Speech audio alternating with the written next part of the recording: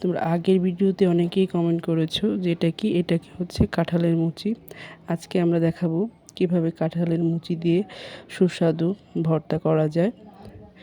প্রথমে আমরা কিছু কাঁঠালের মুচি পেড়ে নিয়েছি গাছ থেকে। আর এখন আমরা গাছ থেকে কলা পাড়ার চেষ্টা করতেছি, কারণ কাঁঠালের মুচি দিয়ে কলা ভর্তা করলে অনেক মজার হয়। এই জন্য কলা আমরা একটা পেড়ে নিয়েছি। এই যে দেখো কলা, এই দেখো কলা। তো কলাটা আমরা এই কলা আর কাঁঠালের মুচিগুলো আমরা পানিতে ধুয়ে নিচ্ছি। ধুয়ে আমরা এগুলো কুচি কুচি করে কাটবো।